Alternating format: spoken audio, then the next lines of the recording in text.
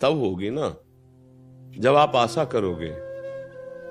आशा ही परमम दुखम नैराश्यम परमम सुखम। यही तो रात से नहीं समझ में आ रहा है।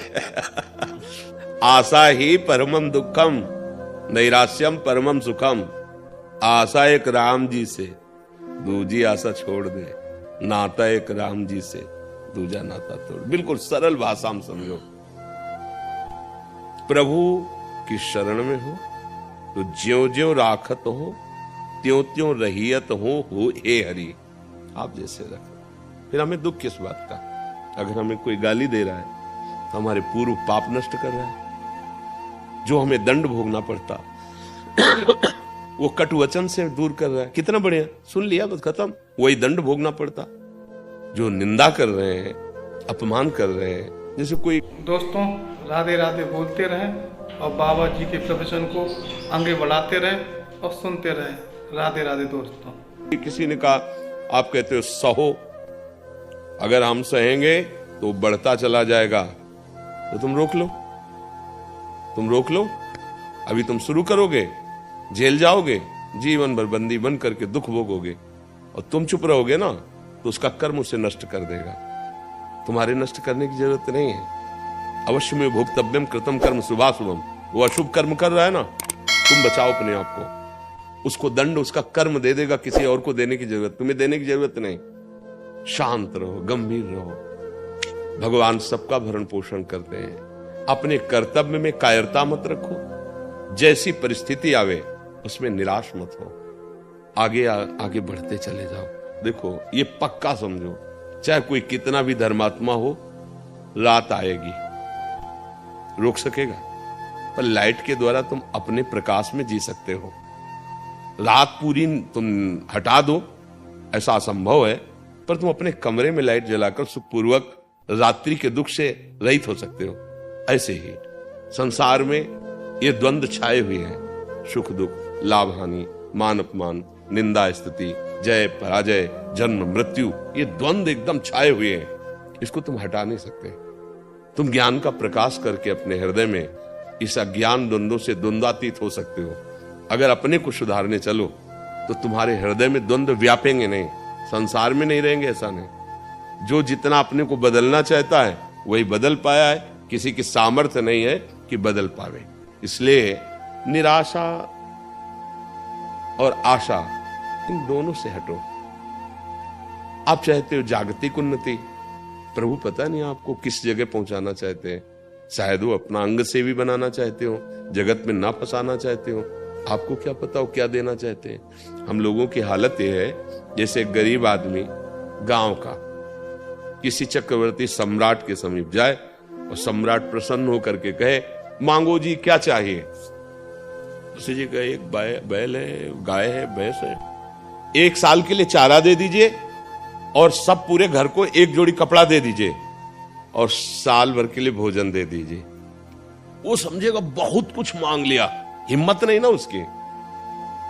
और अगर वो राजा के ऊपर छोड़ दे कि हम क्या मांगे साहब, आप जैसा, वो दे देगा पूरे जीवन के लिए, ले दे देगा।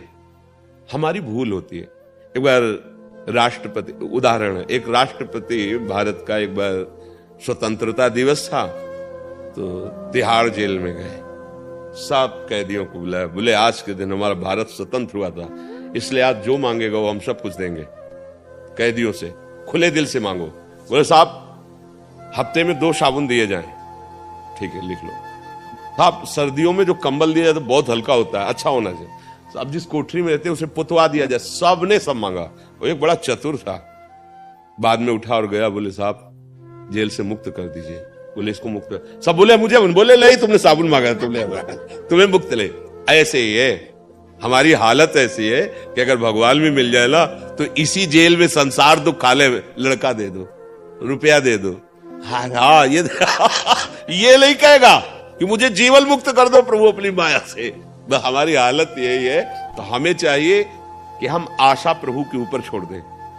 जैसे चाहो आप मेरे स्वामी हो। कर्तव्य में प्रमाद नहीं करूंगा, धर्म विरुद्ध आचरण नहीं करूंगा और जैसे रखोगे मुस्कुरा के रहूंगा। जहां कोई ऐसी परिस्थिति आती, कोई अपमान, कोई प्रतिकूल, नहीं, मेरे प्रभु का दिया हुआ हर विधान उसको खुशी से सहना है, मुस्कुरा के निकलना है, आंसू नहीं, घबराना नहीं। नहीं नहीं, हमने प्रभु से प्यार किया है तो प्यारे का ही साम्राज्य है और उसका हर विधान हमारे लिए सर आंखों पे है। हमको उसका विरोध नहीं करना, उसको सहना है। वो देखना चाहता है इस परिस्थिति में तुम कैसे मुस्कुराओगे, तो हमें सहना है। बिल्कुल ऐसे कमजोर मत बनो कि कोई कुछ कह दे तुम रो दो, थोड़ी सी हानि हो गई तुम रो दो। नहीं, तुम ऐसे मालिक के जो भ्रकुटी विलास सृष्टि लय हुई, इतने में से निमेष कहते हैं, निमेष में अनंत ब्रह्मांडों का सृजन कर देता है। वो जब चाहेगा तो निहाल कर देगा, जैसे वो चाहे हमें वैसे रहना है। अब तो क्या दुख होगा, क्या दुख होगा। मतलब समझ हमारी थोड़ी ठीक हो जाए तो हम निराश क्यों हो कि ऐसी परिस्थिति है। अरे परिस्थिति बदलने में देर लगती है क्या। आज खाने को नहीं, कल भंडारा शुरू हो जाएगा। उसको उसका खेल ऐसा है, ऐसा ही है, ऐसा ही है। ऐसी परिस्थिति थी कि भिक्षा मांगने जाए तो अब शरीर रोग से ग्रसित, मांगने जा नहीं सकते, कोई पानी देने वाला नहीं, 1 रुपया नहीं, क्योंकि संसार से किसी से मिलना जुलना नहीं था। फल फूले तो सब बात जाने दो। मिश्री है ना वृंदावन की, तो एक ब्रजवासी देते थे 250 ग्राम मिश्री 15 दिन में। तो इतना टुकड़ा अपनी श्री जी को, जो आज फूल बंगला में बैठे भोग लग रहे हैं, इतनी मिश्री का टुकड़ा 24 घंटे में। पर वो आंसुओं से लगता था कि श्री जी मुझ अकिंचन के पास, अब आप इसी से तृप्त हो जाइए, इसी को मान लीजिए 56 भोग है। शाम के फूल मांगते थे बिहारी जी के सामने, जो डलिया लगती हैं, 4, 5, 10 फूल मिल जाते थे, उनकी सैया लगा के श्री जी को श्री जी शयन करो। आज फूल बंगला बन रहा है। उनकी मौज है, कभी फुटपाथ पे तो कभी महलों पे है, कभी कोई पूछने वाला नहीं था। आज करोड़ों नेत्रों से केवल प्यार ही प्यार मिल रहा है। हम देखते हैं कि लोग प्रायः संतों के पास जाते हैं, मुझे ये दे दो, और हमारे पास आते हैं, तुम्हारी आयु बढ़े, तुम सुखी रहो, तुम स्वस्थ रहो। बोलो उल्टा देखो, देखो ना कौन कर रहा है, ये कौन कह रहा है। ये हमारे प्रभु इन रूपों में आकर, हम यही आश्चर्य मानते हैं। संतों के पास जाते ला, महाराज मेरे कैंसर हो गया, ठीक हो जाए महाराज। ये हमारे यहाँ ऐसे आते, महाराज आप ठीक हो जाओ आपकी आयु बढ़े, आप सुखी रहे, आपको मेरी आयु लग जाए। मेरा ये कहां, ये कौन बोलता है। प्रभु बोल रहे हैं, इतने मुखों से प्रभु बोल रहे हैं, इतने नेत्रों से। जो वेद कहता है ना, शास्त्र शीर्षा पुरखा हा शास्त्राक्षा, वो मुझे दिखाई दे रहा है। मेरा प्रभु इतने रूपों में देख रहा है मुझे, मेरा प्रभु इतने रूपों में प्यार दे रहा है, आशीर्वाद दे रहा है। सच्ची माने एकमात्र भगवान का आश्रय ले लीजिए। जिस दिन आश्रय पक्का हो गया, पक्का का मतलब जैसे गाय बांधता है ना खूंटे पे किसान, तो ठोकता है और फिर हिला के वही देखता है कि अगर हमसे हिला तो अभी और पिटेगा, फिर और ठोकता है उसे, और जब देखा कि नहीं हिल रहा तब गाय बांध। ऐसे ही कुछ है शरणागति में, अगर हम हिल रहे हैं तो अभी पिटाई बाकी है, अभी ठुकाई होगी। पक्के शरणागत जहां हो गए फिर निहाल। ये अनंत ब्रह्मांड साम्राज्य आपका, क्योंकि आपने स्वामी को सर्वस्व अर्पित कर दिया, तो स्वामी ऐसे उदार के अपना सर्वस्व अर्पित कर दिए।